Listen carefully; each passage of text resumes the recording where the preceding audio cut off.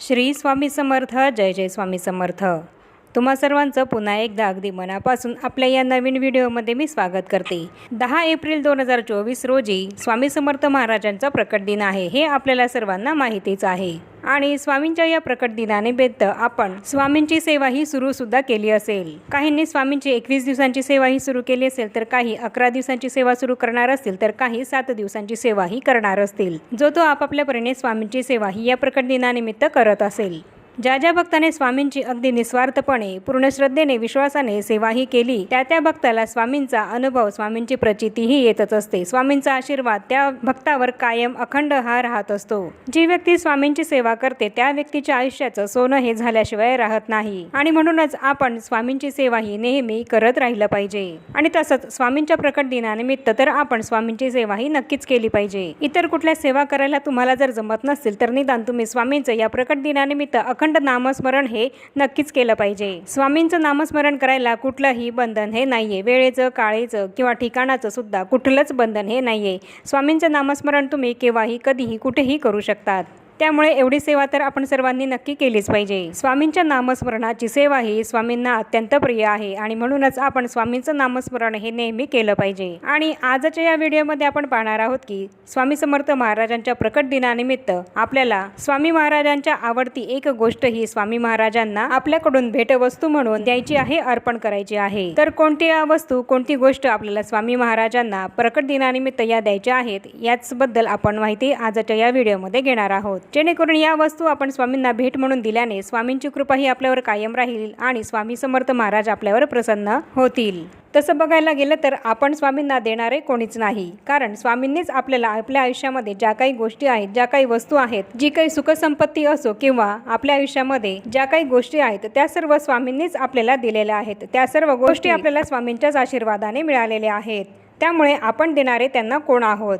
पण तरीही ज्याप्रमाणे आपला वाढदिवस असतो त्या दिवशी आपल्याला इतर कोणीतरी भेटवस्तू दिलेली आपल्याला आवडते, त्याचप्रमाणे आपल्याला स्वामी समर्थ महाराजांच्या प्रकट दिनानिमित्त त्यांना सुद्धा एखादी गोष्ट ही भेटवस्तू म्हणून द्यायची आहे. आणि ही भेटवस्तू दिल्याने स्वामी समर्थ महाराजांना सुद्धा तितकाच आनंद होईल ज्याप्रमाणे आपल्याला होत असतो. आणि स्वामी महाराज आपल्यावर प्रसन्न हे होतील. तसं तर स्वामी समर्थ महाराजांना आपण केलेली निस्वार्थ भक्ती हीच खूप अत्यंत प्रिय आहे. पण तरीही स्वामी समर्थ महाराजांच्या प्रकट दिनानिमित्त आपण आपलं कर्तव्य म्हणून किंवा स्वामी समर्थ महाराज आपल्या प्रत्येक कार्यामध्ये आपल्यासाठी ज्याप्रमाणे धावून येतात, त्याबद्दल कृतज्ञता व्यक्त करण्यासाठीच आपल्याला स्वामी समर्थ महाराजांना प्रकट दिनानिमित्त भेटवस्तू ही द्यायची आहे, की ज्यामुळे स्वामी समर्थ महाराजांना सुद्धा आनंद होईल आणि त्याचप्रमाणे आपल्या मनाला सुद्धा आनंद होईल. आपण स्वामींसाठी काहीतरी करू शकलो, या गोष्टीचा आनंदच आपल्याला त्यातून मिळणार आहे. आणि म्हणूनच आपल्याला जी गोष्ट स्वामी समर्थ महाराजांना प्रकट दिनानिमित्त देणं शक्य होईल, ती गोष्ट आपण नक्कीच द्यायची आहे. स्वामींना तर आपल्याकडनं काहीही अपेक्षा नसते की आपण त्यांना काहीतरी दिलं पाहिजे. स्वामींना फक्त आपल्याकडनं हवी असते ती फक्त सेवा.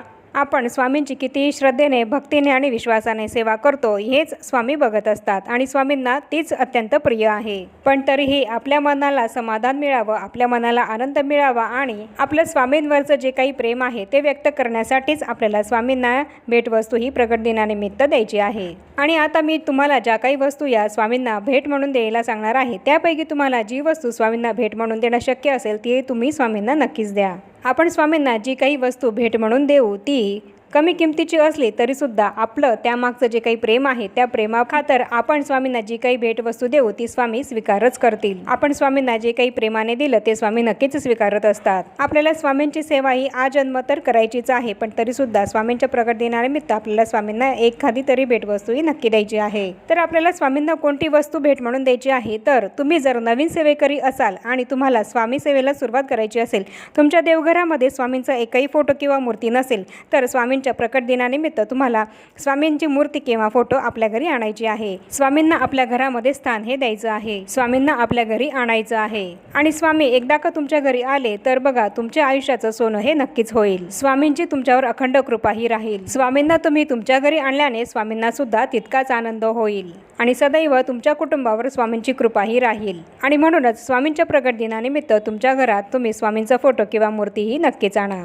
आणि तसंच जर तुमच्या घरामध्ये स्वामींची मूर्ती मूर्ती असेल तर त्या मूर्तीसाठी तुम्ही स्वामींसाठी तुम्ही वस्त्र हे सुद्धा खरेदी करू शकतात। त्याचप्रमाणे छान छान वस्त्रासोबत तुम्ही छान छान हार सुद्धा स्वामींच्या मूर्तीला स्वामींना घालण्यासाठी आणू शकतात।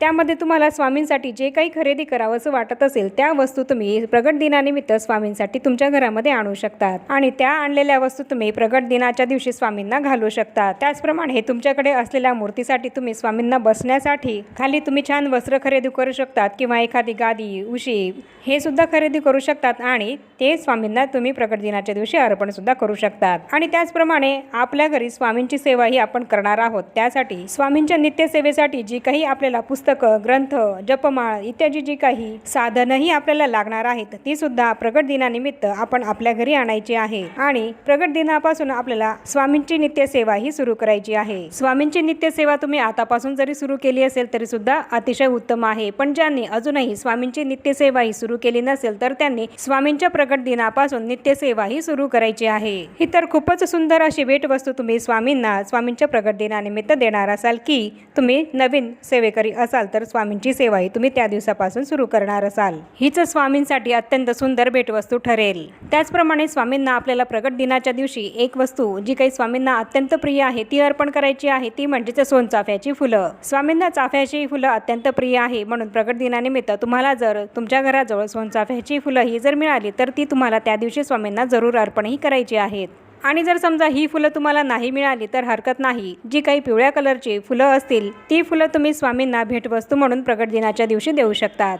मग यामध्ये तुम्ही झेंडू, पिवळ्या कलरच्या झेंडूचे फुलं, पिवळ्या कलरचं गुलाब किंवा पिवळ्या कलरचे शेवंतीचे फुलं तुम्ही स्वामींना भेटवस्तू म्हणून देऊ शकता। त्याचप्रमाणे स्वामींना हिना अत्तर सुद्धा अत्यंत प्रिय आहे, तर हे अत्तर सुद्धा तुम्ही खरेदी करून आणायचं आहे आणि त्या दिवशी स्वामींना भेटवस्तू म्हणून द्यायचं आहे। आणि हे हिना अत्तर आपल्याला स्वामींच्या फोटोला किंवा मूर्तीला अगदी रोज न चुकता लावायचं आहे। हिना अत्तर स्वामींना अत्यंत प्रिय आहे आणि ही अत्यंत प्रिय असणारी वस्तू जर तुम्ही स्वामींना प्रगट दिनानिमित्त द्याल तर स्वामी तुमच्यावर खूपच प्रसन्न होतील। त्याचप्रमाणे प्रगट दिनाच्या दिवशी आपल्याला स्वामींना आवडतो तो नैवेद्य दाखवायचा आहे। त्यामध्ये स्वामींना अत्यंत प्रिय असणारी गोष्ट आहे ती म्हणजेच बेसनाचा लाडू आणि पुरणपोळी। तर तुम्ही प्रगट दिनाच्या दिवशी स्वामींना बेसनाच्या लाडवाचा नैवेद्य दाखवू शकता किंवा पुरणपोळीचा नैवेद्य सुद्धा दाखवू शकतात। स्वामींच्या आवडीचा नैवेद्य आपण स्वामींना प्रगट दिनानिमित्त दाखवल्याने स्वामी आपल्यावर नक्कीच प्रसन्न होतील। त्याचप्रमाणे स्वामींना आवडणारी अत्यंत प्रिय गोष्ट म्हणजे एकतरी सेवेकरी हा आपण स्वामी सेवेला लावणं। एखादी व्यक्ती ही दुःखी आहे, कष्टी आहे, तिच्या आयुष्यामध्ये खूप काही समस्या या चालू आहेत आणि त्या व्यक्तीला मार्ग हा दिसत नाहीये,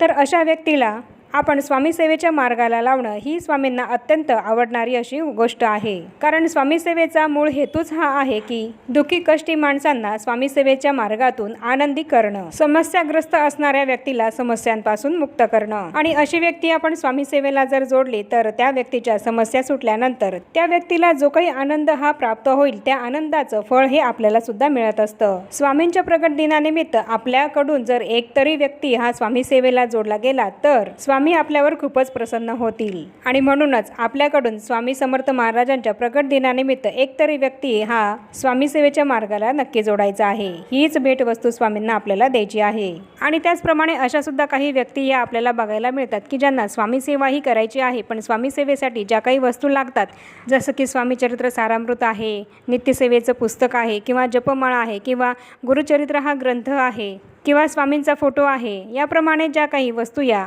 स्वामी सेवेसाठी आवश्यक आहे पण त्या त्यांना खरेदी करता येत नाही, विकत या घेता येत नाहीत, तर अशा गरजू व्यक्तींना आपल्याला त्या वस्तू भेट म्हणून द्यायच्या आहेत की जेणेकरून त्यांची स्वामी सेवेची जी काही इच्छा आहे ती पूर्ण होईल, त्यांना स्वामी सेवा ही करता येईल। त्या व्यक्ती स्वामी सेवेला लागल्यामुळे स्वामी त्यांच्यावर तर प्रसन्न होतीलच, पण त्याचा आशीर्वाद तुम्हाला सुद्धा मिळेल आणि स्वामी तुमच्यावर सुद्धा प्रसन्न होतील। एखाद्या दुःखीत आणि अडचणी असलेल्या माणसाला स्वामी सेवेचा मार्ग दाखवल्याने आणि त्याचप्रमाणे एखाद्या गरजू व्यक्तीला स्वामी चरित्र सारामृताचा ग्रंथ किंवा गुरुचरित्राचा ग्रंथ किंवा जपमाळ किंवा स्वामींचा फोटो या वस्तू तुम्ही जर दिल्या तर त्या सेवेमुळे त्या व्यक्तीचं भलं हे होईल आणि त्याचं पुण्य तुमच्यासुद्धा पदरात नक्कीच पडेल। त्या व्यक्तीचं जसं जसं चांगलं होत जाईल तसं तसं तुमचं सुद्धा चांगलं हे नक्कीच होईल। तर याप्रमाणे आपल्याला स्वामींच्या प्रगट दिनानिमित्त या स्वामींच्या अत्यंत प्रिय गोष्टी आपल्याला स्वामींना भेट म्हणून द्यायच्या आहेत। मी पुन्हा एकदा सांगेल, स्वामींना तर आपल्याकडनं सेवाच ही अत्यंत प्रिय आहे, स्वामींना आपल्याकडून काहीही नकोय, पण तरीही या गोष्टी आपल्याला स्वामींना प्रगट दिनानिमित्त भेट म्हणून द्यायच्या आहेत।